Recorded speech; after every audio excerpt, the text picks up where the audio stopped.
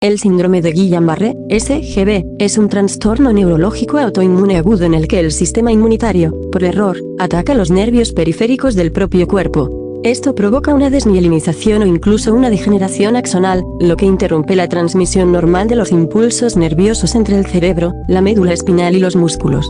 El resultado es una debilidad progresiva que suele comenzar en las piernas y asciende hacia el tronco, los brazos e incluso los músculos respiratorios. En los casos graves puede llegar a causar parálisis casi completa, aunque el paciente permanece consciente y lúcido. La enfermedad se considera una emergencia neurológica, porque la debilidad puede avanzar rápidamente hasta comprometer la respiración. Aún así, con un tratamiento adecuado, la mayoría de los pacientes se recuperan total o parcialmente en semanas o meses. En términos generales, el SGB representa una reacción autoinmune posinfecciosa. El sistema inmunitario se confunde y termina atacando componentes del propio sistema nervioso periférico tras una infección viral o bacteriana aparentemente leve. Dada una descripción general, ahora vamos por partes. Primero veamos qué son los nervios periféricos y qué papel juega la mielina.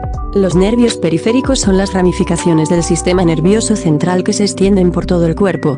Son los encargados de llevar las órdenes del cerebro y la médula espinal hacia los músculos, y de recoger la información sensorial, como el tacto, la temperatura o el dolor, para enviarla de vuelta al cerebro. En otras palabras, son los cables eléctricos que conectan el centro de mando con cada parte del cuerpo. Estos nervios están formados por fibras llamadas axones, que son las prolongaciones de las neuronas por donde viaja el impulso nervioso.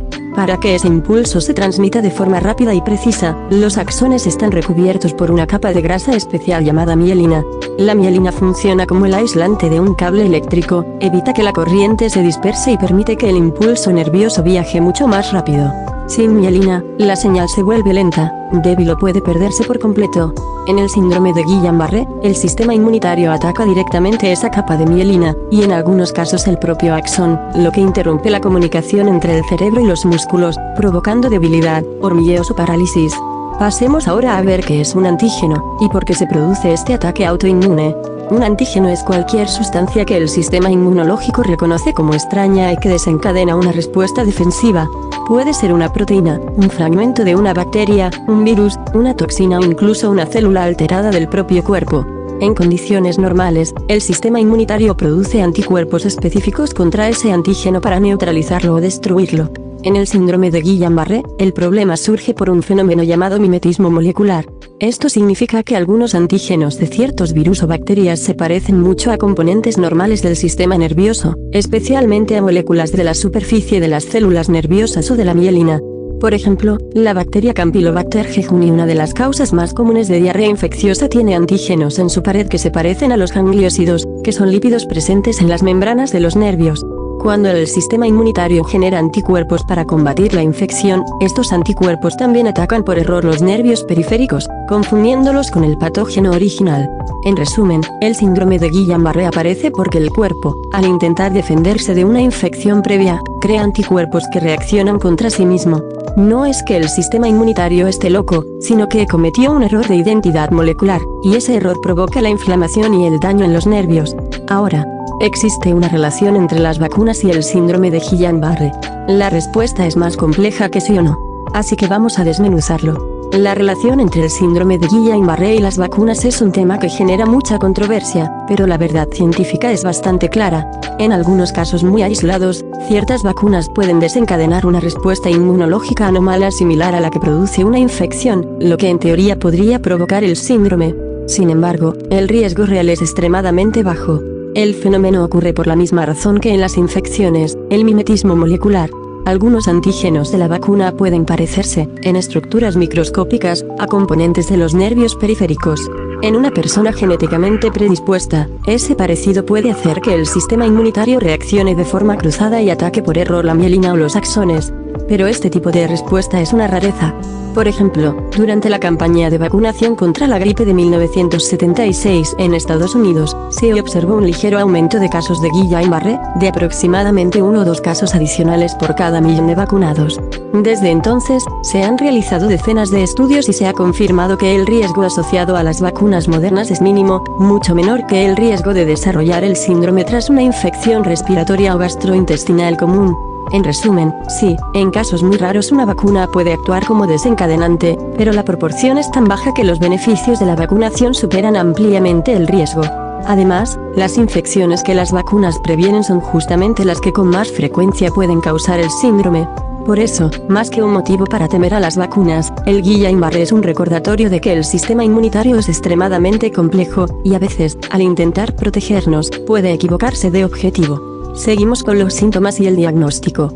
Los síntomas del síndrome de Guillain-Barré suelen comenzar de forma repentina, pero progresan en cuestión de días. Lo más característico es una debilidad muscular ascendente, que empieza en las piernas y va subiendo hacia el tronco, los brazos y, en casos graves, los músculos respiratorios.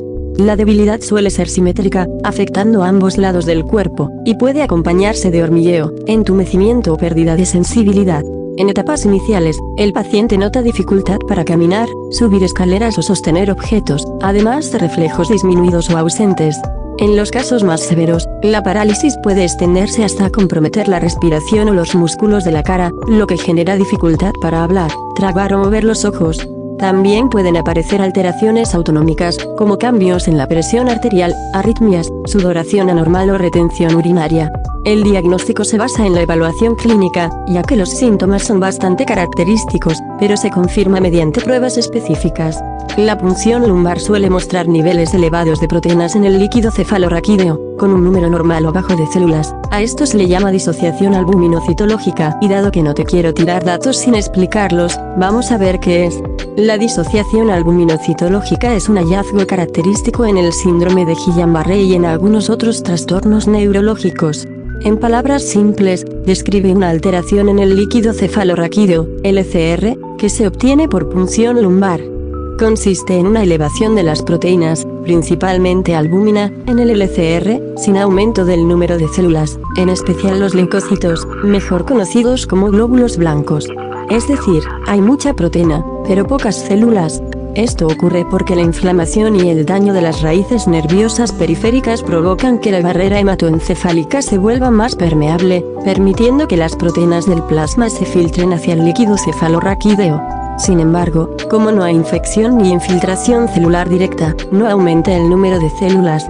Sirve como indicador diagnóstico. Si el médico encuentra este patrón en el análisis del líquido, refuerza la sospecha clínica de síndrome de Guillain-Barré. Aunque no es exclusivo de esta enfermedad, es un dato muy característico que, junto con los síntomas, apoya firmemente el diagnóstico. Además, los estudios de conducción nerviosa y electromiografía muestran una velocidad de transmisión reducida o bloqueada, lo que confirma el daño a la mielina o a los axones.